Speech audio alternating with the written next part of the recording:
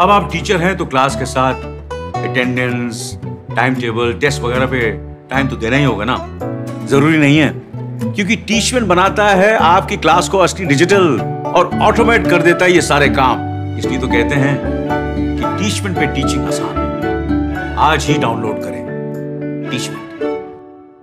Hello dear student, तो आज ही हमारी वीडियो का टॉपिक है MP board pre board paper कक्षा 12वीं भूगोल। तो आज की इस वीडियो में हम डिस्कस करने वाले हैं क्लास 12th जियोग्राफी का जो आपका प्री बोर्ड पेपर है। तो सभी के आंसर्स हम आपको बताएंगे। तो सभी सब्जेक्ट के जो आंसर्स के लिए आप हमारे चैनल को सब्सक्राइब कर लें। इससे पहले हमने Hindi, English, political science, history सभी के जो आंसर्स है अपने चैनल पर अपलोड कर दिए। सभी का लिंक आपको डिस्क्रिप्शन में मिल जाएगा, तो वहाँ जाके आप वीडियोज़ को देख सकते हैं। तो देखिए, जो पहला क्वेश्चन है इस वीडियो में हम आपको बताएंगे कि आपको पूरे 80 में से 80 नंबर लाने के लिए आंसर्स कैसे लिखने हैं और एकदम राइट आंसर्स बताएंगे। तो वीडियो को लाइक कर दीजिए। तो देखिए, प्रश्न नंबर पहला है, सही विकल्प चुनकर लिखिए। ठीक है, तो इसमें हमने ओनली आंसर लिखे हैं, तो आप साथ के साथ अपनी आंसर शीट को लेकर जो है आंसर लिख सकते हैं। तो देखिए, पहले का आ जाएगा बै वाला मार्क्स, तो आप साथ के साथ टिक लगा लीजिए क्वेश्चन पेपर पे। सेकंड का आ जाएगा बै वाला ऑप्शन चीन, थर्ड का व्यवसाय, फोर्थ का महाराष्ट्र, फिफ्थ का अचक्रीय संसाधन। उसके बाद देखिए प्रश्न नंबर दूसरे पर आ जाते हैं, रिक्त स्थानों की पूर्ति कीजिए। तो देखिए, यहाँ पे हमने खाली आंसर लिखे हैं, तो आपको ऐसे ही लिखना है। साइड में क्वेश्चन नंबर भी लिखा हुआ है कि आपको किस में कौन सा भरना है। तो देखिए, पहले वाले में अब झमाड आ जाएगा, दूसरे वाले में 15 से जो है 59 वर्ष, तीसरे वाले में संस्थापक आपका उत्तर आ जाएगा, फोर्थ वाले में लोग, फिफ्थ वाले में आयताकार और सिक्स्थ वाले में जो है चंबा जिला। तो जिले का नाम पूछा गया है, तो इसमें आपका आंसर आ जाएगा चंबा। तो स्टूडेंट, अगर आपको उसकी पीडीएफ डाउनलोड करनी है तो पीडीएफ का लिंक भी आपको उसका डिस्क्रिप्शन में मिल जाएगा। तो देखिए, उसके बाद प्रश्न नंबर तीसरा, सही जोड़े बनाइए। ठीक है, तो मैचिंग आ जाती है आपकी। तो मैचिंग में देख लीजिए, तो जो मैचिंग थी हमने जो भी राइट आंसर है उसके सामने डायरेक्ट इसका राइट आंसर लिख दिया। जैसे कि विश्व में निम्नतम लिंग अनुपात, तो इसको किससे मिलाना है आपको? संयुक्त अरब अमीरात से। तो हमने डायरेक्ट उसका राइट आंसर सामने लिख दिया है, तो आप भी ऐसे ही लिख सकते हैं। सेकंड, सामूहिक कृषि, तो इसका आ जाएगा कोलखज होज। तीसरे में जो है अंगूर की कृषि, तो अंगूर की कृषि कहाँ पर होती है? भूमध्य सागर, सागरीय कृषि। ठीक है, उसके बाद फोर्थ है खाद्यान्न फसल, तो खाद्यान्न फसल कौन सी है? गेहूं। परंपरागत ऊर्जा संसाधन कौन सा है? कोयला। अब उसके बाद प्रश्न नंबर चौथा आ जाता है, एक शब्द या एक वाक्य में उत्तर लिखिए, यानी कि 1 वर्ड वाला आंसर आ गया आपके एक नंबर वाले। तो ये पूरे 7 प्रश्न है, सातों के आंसर हम आपको बताएंगे। तो पहला है, जो भारत में लिंग अनुपात निकालने का जो सूत्र क्या है, यानी कि भारत में लिंग अनुपात कैसे निकालते। देखिए, सबसे पहले स्त्रियों की संख्या रखेंगे, उसके बाद नीचे पुरुषों की संख्या और उसको 1000 से गुना कर देंगे। तो ये भारत में लिंग अनुपात निकालने का सूत्र। दूसरे वाले में 2011 की जनगणना के अनुसार कितनी थी भारत की जनसंख्या? तो 121 करोड़ आ जाएगा। तीसरे वाले में जम्मू और कश्मीर, चौथे वाले में 1676 किलोमीटर आंसर आ जाएगा। फोर्थ वाले में स्थानांतरित कृषि, सिक्स्थ वाले में 40 लाख से अधिक। तो स्टूडेंट, अगर आपको कोई वर्ड समझ में नहीं आ रहा है तो वो भी आप हमें कमेंट करके बता सकते हैं। उसके बाद प्रश्न नंबर 5 बात आ जाते हैं, सत्य और असत्य। तो देखिए, सत्य और सत्य भी हमने डायरेक्ट लिख दिया। तो पहले वाले में सत्य आ जाएगा, सेकंड वाले में भी सत्य आ जाएगा, तीसरे वाले में जो है असत्य आ जाएगा, फोर्थ वाले में भी सत्य आ जाएगा, और जो पांचवा है उसमें भी असत्य आ जाएगा, और सिक्स्थ वाले में जो है असत्य आ जाएगा। तो यहाँ पे 6 पूछे गए थे, 6 के आंसर हमने आपको बता दिए। तो यहाँ पे 5 क्वेश्चन नंबर 5वां भी हो गया। उसके बाद देख लीजिए, 2-2 अंक वाले जो है प्रश्न आपके आ जाते हैं। तो 2-2 अंक वाले प्रश्न में आपको देखिए हमने खाली उत्तर लिखे हैं। तो उत्तर नंबर 6, तो प्रश्न नंबर 6 में पूछा है कि रेड जेल के अनुसार मानव भूगोल की परिभाषा बतानी है। तो इसकी हम परिभाषा बताएंगे। रेड जेल के अनुसार मानव भूगोल मानव समाज और धरातल के संबंधित संश्लेषित अध्ययन है। ठीक है, उसके बाद उत्तर नंबर 7वां, तो इनमें चॉइस दे रखी है, तो हमने जो भी क्वेश्चन अटेंड करा है वो हमने लिख दिया है ब्लैक पेन से। जैसे कि हमने इसमें चलवासी पशु चारण का उत्तर लिखा है, तो आप भी ऐसे ब्लैक पेन से हेडिंग डाल के फिर अपना उत्तर लिख सकते हैं, ताकि पता चल जाए कि दोनों में से कौन सा लिखा है। तो देखिए, इसका हम बता देंगे 2 नंबर के अंदर, बस 3 या 4 लाइन के अंदर आपको इसका आंसर लिख देना है। उसके बाद उत्तर नंबर 8वां, स्थानांतरित कृषि की विशेषताएं बताई गई है यहाँ पे, तो हमने ब्लैक पेन से हेडिंग डाल दी है।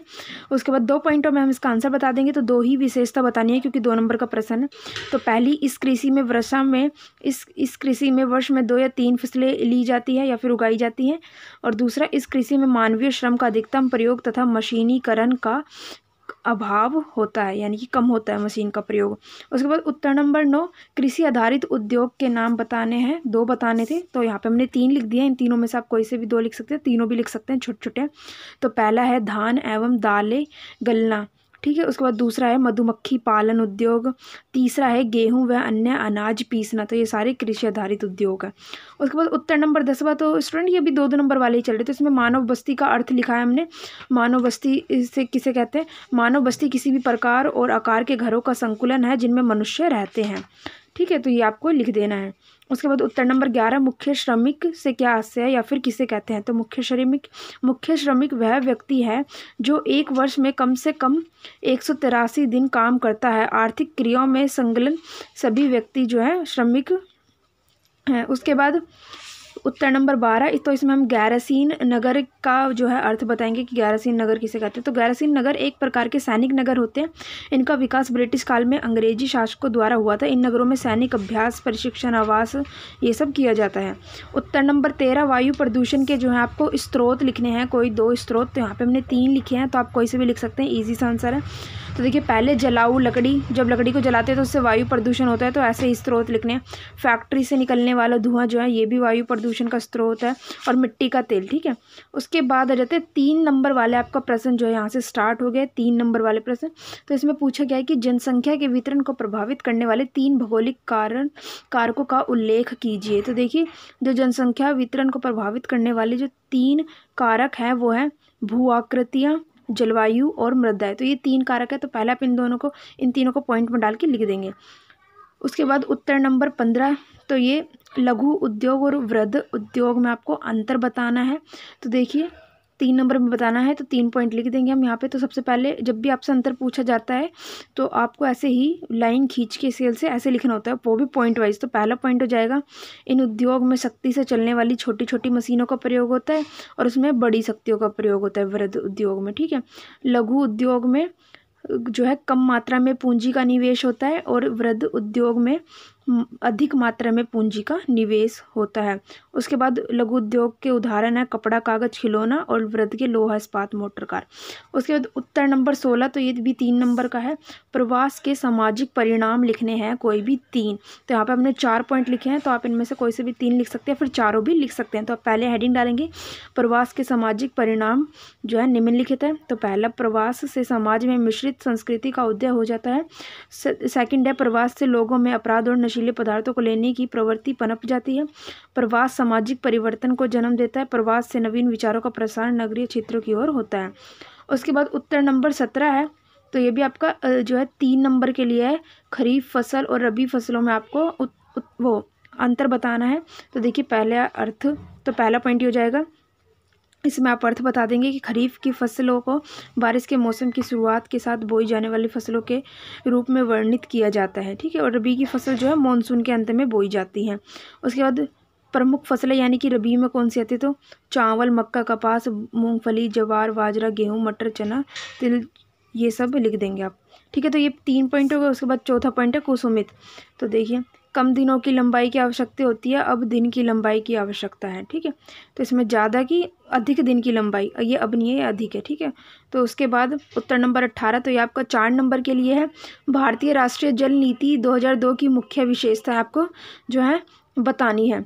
तो देखिए, इसमें कैसे करेंगे आप, तो इसमें आपसे 4 विशेषता पूछी गई है, क्योंकि ये उत्तर नंबर 18 से आपको जो है 4 नंबर का क्वेश्चन है ये पूरा। तो देखिए, सबसे पहले आपको हेडिंग डालनी है, तो आप पूरा का पूरा लिखेंगे। यहाँ पे जो पॉइंट में दे रखी है ये सारी इसकी विशेषता हैं, तो इनमें से आप कोई से भी 4 पॉइंट लिख सकते हैं, 4 या 5 पॉइंट, जो भी आपको ठीक लगते हैं। तो स्टूडेंट, ये था हमारा क्लास 12th का भूगोल का जो प्री बोर्ड पेपर है उसका फुल सॉल्यूशन। और जो भी क्वेश्चन रह गए हैं, 2 क्वेश्चन रह गए हैं मैप वाले, तो उनको हम जो है नेक्स्ट वीडियो में बता देंगे आपको कि वो क्वेश्चंस कैसे हल करने हैं। तो चैनल को सब्सक्राइब कर ले, वीडियो को लाइक कर दें और कमेंट करके बताएं कि आपको किस और सब्जेक्ट के आंसर्स चाहिए, ठीक है। तो उस जो भी मैप वाले आंसर रह गए हैं उसको हम सेकंड पार्ट में बना देंगे, उसका लिंक आपको डिस्क्रिप्शन में मिल जाएगा। Thanks for watching.